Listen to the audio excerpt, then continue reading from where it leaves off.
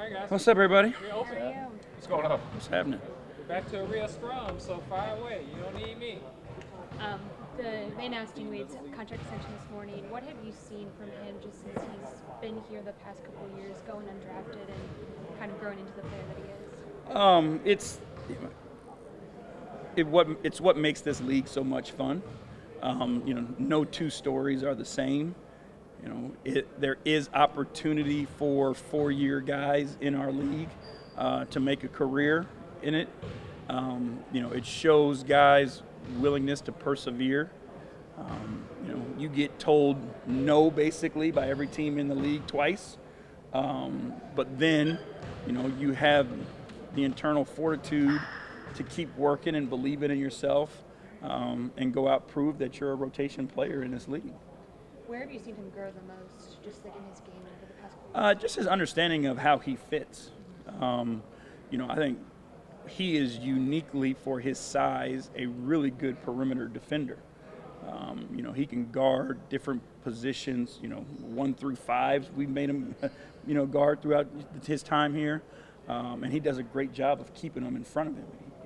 He takes challenges, whether we put him on, all-stars, whatever it may be, point guards, he goes out and takes those challenges head on and has proven to do a pretty good job at it. So you got another one of those running dunks in him? He's got plenty of them. Yeah. He's and that's the thing we keep talking to Dean about is like he's just scratching the surface. We believe sometimes that he's a better player than he may believe at times because there is more there. And I think, as his confidence grows and his opportunities grow, we'll see a lot more of those things. J.B., Donovan's a high usage guy. Same thing with Darius. Same thing with Karras.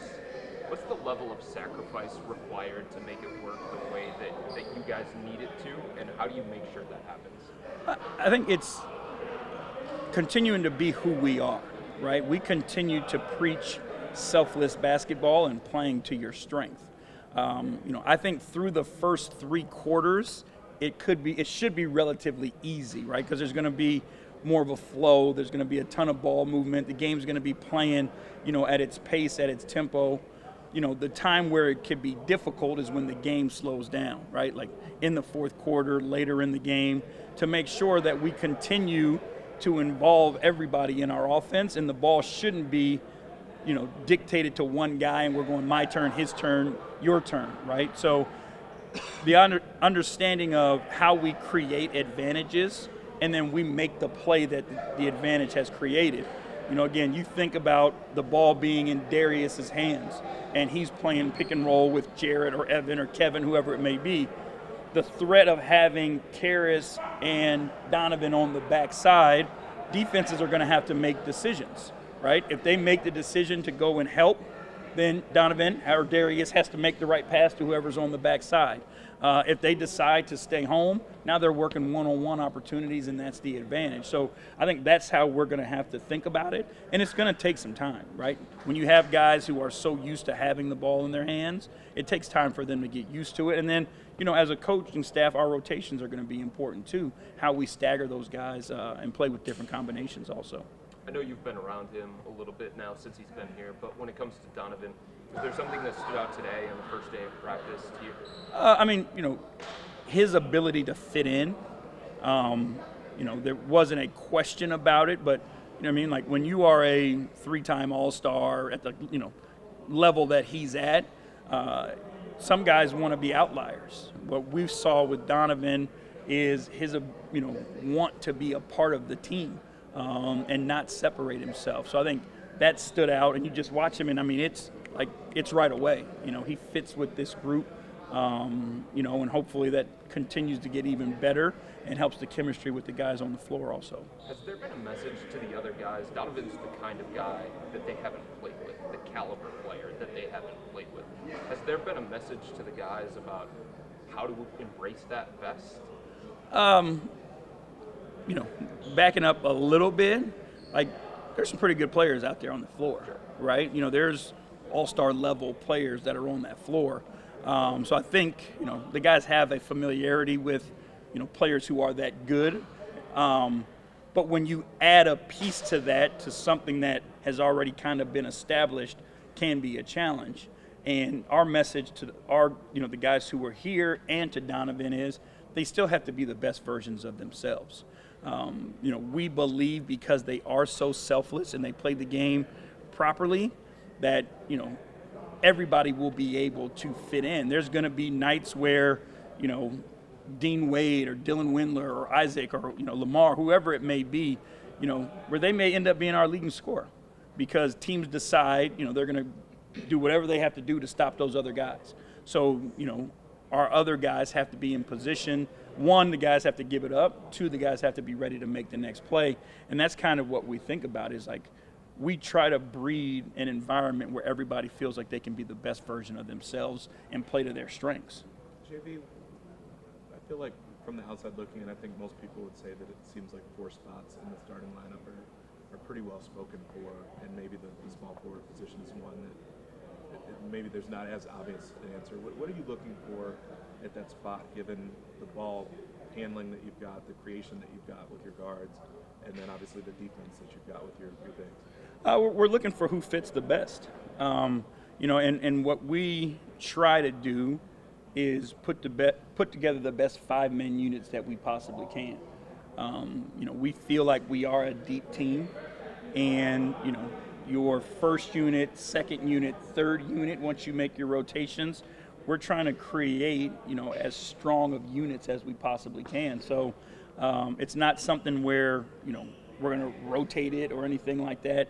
It's something that we want to put together so guys have an understanding of who they are and where they fit and when their minutes are going to come. So whoever, can help that group be the best on both ends of the floor, like that's the group that we'll put in. And then that doesn't always mean that's the group that you finish games with. I think there can be 2 separate groups there. I'm sorry. Are you going to figure that out by the end of the preseason, or could you go all the way down to the regular season? No, I mean, we'll have a good idea by the end of the preseason. We are going to experiment in the preseason. We may throw some wild lineups out on the floor because that's what we like to do. And then we'll get a good gauge of that once we get some tape and some film, and we go from there. Who's in the running for that spot? A lot of people.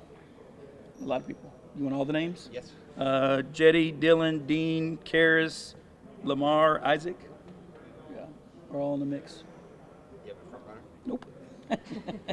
JB, obviously Kevin Love is more of a 4, sometimes could even play 5. But would you expect for him to get minutes alongside a lot of the guys that are going to be in that starting lineup just because of the spot-up factor that he gives? You guys were towards the bottom of the league in terms of spot-up. Yeah, and that's the thing is like your rotations, they don't have to be long runs, right? So and it was similar last year, Kevin can come off the bench early and he can play with some of the starters. The same thing is like he can be in your lineup to finish the game.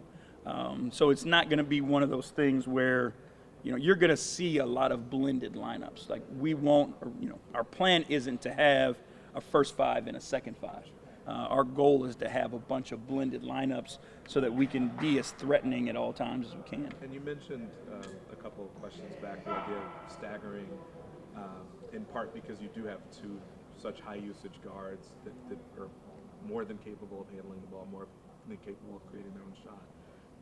With Ricky out for probably the first couple of months, is that something that you expect to do? I'm sure they'll play together a ton as well, but how much do you expect to stagger those 2? The goal is to have one of them on the floor at all times. Okay. So we'll figure out a way through our rotations, who gets the longer run, who gets the shorter run, and then when the pullback happens. But, when you have guys of that caliber, being able to have one of them on the floor versus backups, should be advantageous for your group. And I think that's kind of the way we're built, is we're built in a way where, whatever your top 6 or 7 is, like you can always have 3 of those guys out on the floor at once. Again, provided, the health, but that gives you a ton of depth. We've talked a lot about the ball. We've talked a lot about the ball handling of those 2. They also can score a bunch. And then your 2 bigs both protect the rim and can score. So do you have like a preconceived idea or notion of what you need out of that? So like what's missing, with, the one spot that you have open? It's interesting because, there's two schools of thoughts, right? Like you go back and forth and you want to see what works best. There is put your best and most talented players on the floor. Allow that talent, especially with our group, and what I really believe is, they have the ability to make shots. They have the ability to spread the floor and keep people honest. And then there is the, less usage route of a guy who is, a spacer, a ball mover, those types of things, because there are so many guys who can handle the ball and make plays. So, again, we've gone back and forth on that, I'll be honest with you guys. But we're going to give it an opportunity and see, exactly what works best and what is the most troublesome for defenses. Defense is obviously such a big part of your identity last season. When you have this type of time in training camp, is there something defensively that you're trying to accomplish by the time training camp's over? Yeah, guys have to have a clear understanding of what we're, willing to live with. And then how do we get teams to those shots or to those actions or whatever it may be. So the foundation of our defense has to be clear and recognizable to everybody that's over there.